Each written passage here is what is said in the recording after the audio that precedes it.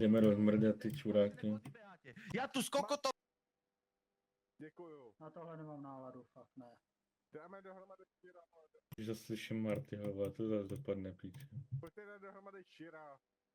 Za to, že máš kokotné velenie, sa nemusel zajebať, zajeb si svoj mozog. Vy ste priebanci normálne. Nikto si nevie značiť svoje pozície, fakt retardi. Chlapi, aspoň si značte pozície, kde ste. Potom tu beháte jak sliepky.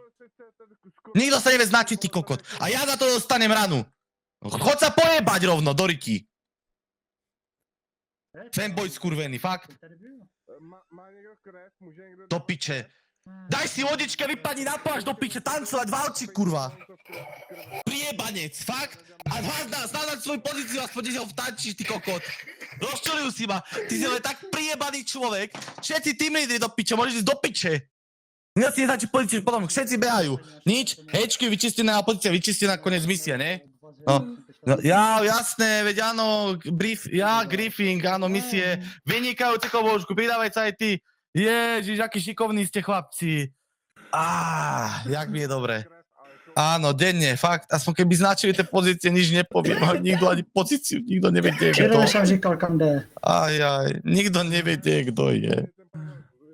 Neznačíte pozície nikto. Fakt retardy ste všetci. No čo ste na tým lídroch teraz? Fakt, to nie je normálne.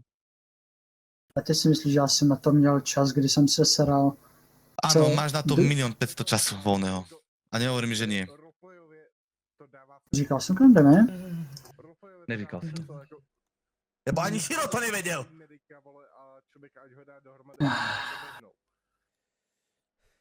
Rozopláněte se. Ahoj. Marko, si teď jedeš se mnou.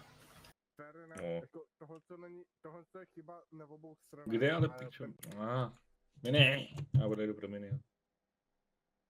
A preto máš také skurvené šťastie, že ti to prechádza, ty kokot. Že aj grifovanie, ty kokot, team killing. Že to nie je možné. Na vodárenské veži, ty kokot, je štifo. Kde je vodárenská vež, kurva? Protože tady nebylo, vole, že se zaznačíš na mapě, vole, a všichni tě vidí. Ja ti dám Je to roleplay, to odpovídá, a skoro mě povolil